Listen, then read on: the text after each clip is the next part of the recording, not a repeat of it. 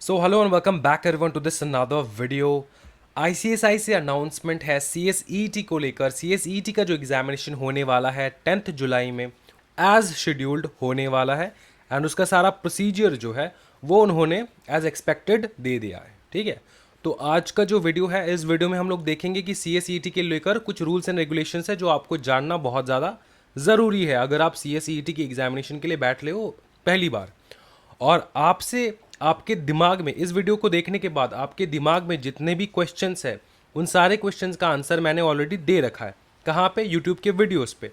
तो सारे वीडियोस के लिंक जो है वो मैं डिस्क्रिप्शन में दे दूंगा। आपका दिमाग जो है पूरा क्लियर हो जाएगा कि कैसे होता है एग्जामिनेशन, किस प्रकार से होगा। लेकिन आज के इस वीडियो में हम लोग अनाउंसमेंट को लेकर बात करने वाले। अनाउंसमेंट में बोला क्या गया है वो हम लोग देख लेंगे। ठीक है, सबसे पहली बात बोला है कि भैया 10th जुलाई में होने वाला है एग्जामिनेशन। ठीक, आपका जो है लैपटॉप से दे सकते हो, डेस्कटॉप से दे सकते हो, घर में बैठ के देख सकते हो, या फिर convenient place, other convenient place. तो ये होता है cyber cafe, right. Cyber cafe में बैठ के आप दे सकते हो। अब बहुत सारे स्टूडेंट्स कहेंगे सर अभी तो लॉकडाउन वाला चल रहा है सिचुएशन अपने एरिया में, हम साइबर कैफ़े में कैसे जाए? तो अगर आप नहीं जा सकते तो नेक्स्ट अटेम्प्ट दो एग्जामिनेशन, इसका कोई और उपाय नहीं है। ठीक है, इसका और कोई उपाय नहीं है। घर में बैठ के दो, अगर लैपटॉप है घर में बैठ के, अगर डेस्कटॉप है घर में बैठ के नहीं है तो रिलेटिव से उधार मांग लो सिर्फ 2 घंटे के लिए, राइट। 2 दिन मांगना, एक तो मॉक टेस्ट जब दोगे उसके लिए, और दूसरा दिन जो होगा वो आपके एग्जामिनेशन रहेगा, राइट। तो इसमें मोबाइल फ़ोन में नहीं हो पाएगा भाई मेरे। ठीक है, वाइवा वॉइस जो है दैट स्टैंड्स रिमूव्ड, वो रिमूव किया गया है। वाइवा वॉइस नॉर्मली जो है वीडियो वॉइस के थ्रू पे आपका एग्जामिनेशन लिया जाए वो सेंटर में ही पॉसिबल है, घर में बैठ के पॉसिबल नहीं। तो उसके जगह पे प्रेजेंटेशन एंड कम्युनिकेशन स्किल्स दे के रखे हैं, राइट। अब यहाँ पे याद रखना, बहुत सारे बच्चे डर जाते हैं करंट अफेयर्स को लेकर, क्योंकि करंट अफेयर्स जो आईसीएस से ऊट पटांग क्वेश्चन पूछ लेता है, ऊट पटांग। ठीक है, वैसे तो क्वेश्चंस जो है वो सबसे फेमस क्वेश्चंस जो है वही पूछेगा आईसीएसआई। मैं भी ट्राई करता हूँ कि जितना मेरे से हो पाए मैं ड्राफ्ट करके दूँ आप लोगों को कि जो भी फेमस क्वेश्चंस है। लेकिन फिर भी at the end of the day कभी कभार देखते हैं हम लोग कि ICSI out of the box, out of the context जाके क्वेश्चन पूछ लेते हैं। उसमें हमारा कंट्रोल नहीं होता है, कुछ क्वेश्चंस के ऊपर अपने पास कंट्रोल नहीं होगा। As you know this is an competitive examination. आपको पता होना चाहिए कि कौन सा क्वेश्चन अभी मेरे को लिखना है और कौन सा क्वेश्चन जो है बाद में। छोड़ने का तो सवाल ही नहीं है, क्योंकि यहाँ पे कोई नेगेटिव मार्किंग नहीं है। तो कौन सा क्वेश्चन बाद में, यही बात है। ठीक है, क्वेश्चन जो आपको आता नहीं है वो देख के दिमाग खराब मत करना। जो क्वेश्चन आता है सबसे पहले वही करते जाना। लास्ट में जाके आप देख सकते हो कि जो क्वेश्चन आपको आता नहीं है, लास्ट का आधा घंटा जो है वो आप जो क्वेश्चन आता नहीं है वो कर लो। ठीक है, अच्छा, उसके जगह पे प्रेजेंटेशन एंड कम्युनिकेशन स्किल्स है। तो ये दोनों मिलाकर के आपको पास मार्क लाना है, ये दोनों मिलाकर के आपको पास मार्क लेना है। समझ में आ रहा है ना? हाँ जी, हाँ। तो 20 जो है 20 लाना है आपको, ये दोनों मिला करके current affairs and presentation communication skills दोनों मिला करके 20 लेकर आना है। समझ में आ रहा है? नंबर ऑफ क्वेश्चंस आएगा 35। ओके, 40% है पास, राइट। तो 50 का 40% कितना होता है बेटा? होता है 20। तो 20 जो है आपको लेकर आना है घर पे, राइट। अगर आपने से सारे सब्जेक्ट्स में 20 लेकर आए जो कि पास परसेंटेज है, तब भी आप फेल हो। क्यों सर? क्योंकि आपको एग्रीगेट 100 लाना है, मतलब किसी ना किसी सब्जेक्ट में 20 से ज़्यादा लाना है। समझ में आ रहा है? 4 सब्जेक्ट में 20 लेकर आए, कितना हो रहा है? 80। और 20 मार्क, 20 मार्क आपको चाहिए, तो बाकी सब्जेक्ट्स में जो है उसमें थोड़ा बेहतर करना होगा। ठीक है, समझ में आ रहा है ना? हर सब्जेक्ट में पास मार्क है 20। पास मार्क के अलावा आपको एग्रीगेट 100 मार्क तो लाना ही है, मतलब सारे सब्जेक्ट्स मिला करके 100 मार्क आपको लेकर आना ही है। कुछ कुछ स्टूडेंट कहते सर मेरा 129 हुआ है लेकिन मैं फिर भी फेल हूँ। क्यों सर? क्योंकि आपने 20 मार्क्स जो है वो शायद किसी सब्जेक्ट में लेकर नहीं लेकर आए, 17 लेकर आए। तो 120 एग्रीगेट में अगर पास हो तब भी आप फेल हो जाओगे अगर आप ईच सब्जेक्ट में पास नहीं हो। तो दो प्रकार के पास होना पड़ेगा आपको। एक तो ईच सब्जेक्ट पास होना होगा, एक तो एग्रीगेट में पास होना होगा। ईच सब्जेक्ट में 20 लेकर आना होगा और एग्रीगेट में 100 लेकर आना होगा। तो किसी ना किसी सब्जेक्ट में आपको ज़्यादा लेकर आना ही होगा, ज़्यादा लेकर आना ही होगा। इस प्रकार से मार्क्स आपका रहना चाहिए, तब जाके कुछ हो पाएगा। समझ में आ रहा है?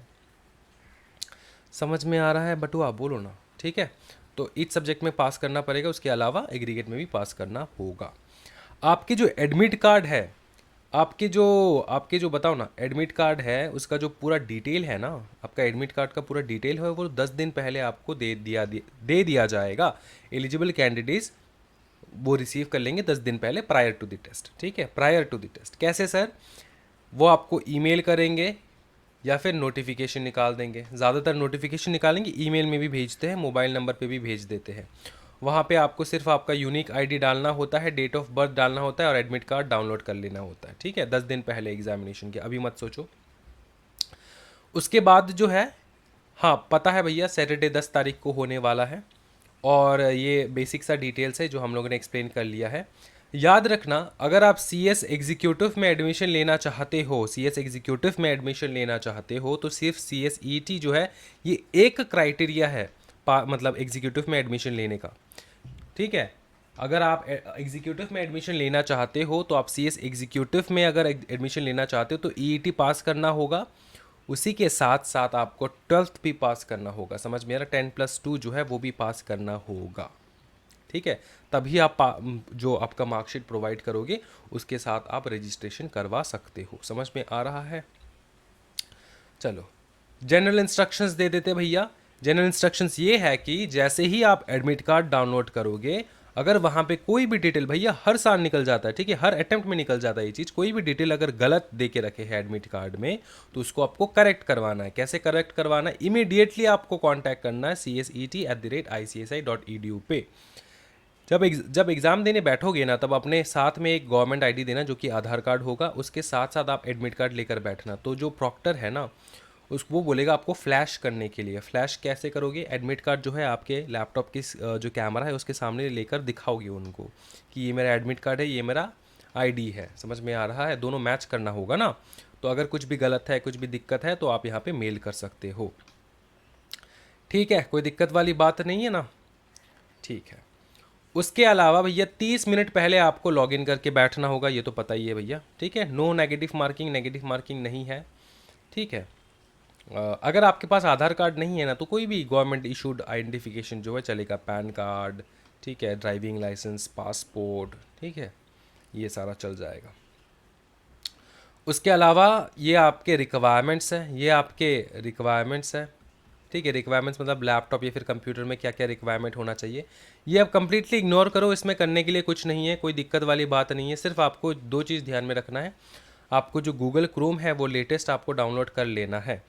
डिस्क्रिप्शन में लिंक रहेगा, टेंशन मत लो।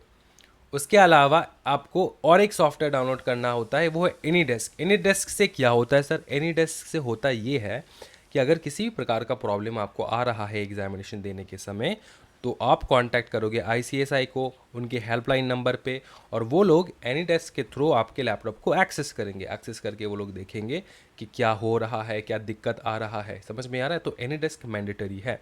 नेट फ्रेमवर्क जो है वो सबका रहता है अपडेटेड, इसमें कोई डाउनलोड करने का दरकार नहीं है। समझ में आ रहा है? चलो आगे बढ़ते हम लोग। ये सारा नॉर्मल प्रोसीजर है, क्या एडमिट कार्ड लेकर बैठना होगा, ये वो आप फोकस करोगे सीधा कंप्यूटर के ऊपर, राइट, उल्टा सीधा चीज़ नहीं करोगे। ठीक है, ये सारा चीज़ ये यहाँ पे बता के रखे हैं। ओके, अगर सुनो, अगर the issue face by candidate during the test, no network connection अगर आ रहा है, नेटवर्क डिसकनेक्ट हो चुका है, ठीक है, या फिर वाईफाई डिसेबल हो चुका है, no internet connectivity, power cut हो चुका है, ये सबसे बड़ा है पावर कट, जो सब स्टूडेंट एक्सक्यूज़ देते हैं, पावर कट हो चुका है। ठीक है, तो आपको क्या करना होगा, जब पावर आ जाएगा तब फिर से आप लॉगिन करके कर सकते हो, कोई दिक्कत नहीं। अगर आप लॉगिन नहीं कर पा रहे हो तो आईसीएसआई को ऑटोमेटिकली पता चल जाएगा कि आप लॉगिन नहीं कर पा रहे हो। इसके अलावा आप आईसीएसआई को मेल भी कर सकते हो कि सर जी मेरा 2 घंटे से पावर नहीं है, 2 घंटे से पावर नहीं है, एग्ज़ाम का टाइम निकल चुका है, मैं एग्ज़ाम नहीं दे पाया। तो नेक्स्ट डे पे आपको दोबारा एग्जामिनेशन लिया जाएगा आपका। ठीक है, मॉक टेस्ट होगा 6 जुलाई को। ठीक है, 6 जुलाई को मॉक टेस्ट होने वाला है आपका, तो इस बात को ध्यान में रखो। 6 जुलाई को मॉक टेस्ट होगा। ठीक है, 1 घंटे का रहेगा मॉक टेस्ट। उस मॉक टेस्ट में करना क्या है, सारे क्वेश्चंस को आंसर करना है, एकदम नहीं। मॉक टेस्ट के क्वेश्चंस के ऊपर ध्यान मत दो, सिर्फ आपको प्रोसीजर जानना है कि कैसे होता है, कैसा है सॉफ्टवेयर, कैसे एग्जामिनेशन लिया जाएगा, कैसे लॉगिन करेंगे हम लोग, कैसे नेक्स्ट क्वेश्चन जाएंगे, कैसे हम क्वेश्चंस को मार्क करेंगे। सिर्फ प्रोसीजर पे ध्यान देना भैया, क्वेश्चन जो है वो लिखने में मत बैठ जाना कि यही आएगा एग्जामिनेशन में, कुछ नहीं आने वाला। ठीक है, समझ में आ चुका है, कोई दिक्कत वाली बात नहीं है। ये है आपका पूरा पूरा अपडेट। ठीक है, अब ऑपरेशन इंस्ट्रक्शन मतलब साइन इन कैसे करना है, ये सारा जो एकदम बच्चों वाला चीज़ है, ये आपको खुद आ जाएगा। यही है पूरा पूरा अनाउंसमेंट। याद रखना, smoking, chewing, tobacco, betel, intoxicant, carrying, use of mobile phones, electronic device, ये सारा अलाउड नहीं है। लेकिन कुछ स्टूडेंट कहेंगे सर मैं तो मोबाइल के हॉटस्पॉट से देने वाला हूँ ना एग्जामिनेशन, तो भैया कोई दिक्कत नहीं है, कोई दिक्कत नहीं है। आप दोबारा एक टेबल लो, ठीक है, टेबल के ऊपर आप बैठोगे लैपटॉप या फिर कंप्यूटर पे, बैठने के बाद आपका जो मोबाइल फ़ोन है थोड़ा दूर पे डिस्टेंस पे आप रख देना सिर्फ। ठीक है, डिस्टेंस पे रख देंगे ना, कोई दिक्कत नहीं आएगा, कोई दिक्कत नहीं आएगा, हॉटस्पॉट से एग्जामिनेशन दे पाओगे। याद रखना, सिर्फ अनफेयर मीन्स जो है वो यूज़ नहीं करना है, उसके अलावा सब कुछ कर सकते हो आप। ठीक है, यही है पूरा पूरा इंस्ट्रक्शंस। मुझे पता है कि अभी भी बहुत सारे स्टूडेंट्स को डाउट है, अगर किसी भी प्रकार का डाउट है तो कमेंट सेक्शन पे ज़रूर कमेंट करना। विद इन 24 आवर्स मैं आपके कमेंट का रिप्लाई कर दूंगा और आपका सारा जो है सॉल्व हो जाएगा क्वेरीज। ठीक है, thank you so much everyone, happy learning guys, bye bye and take care.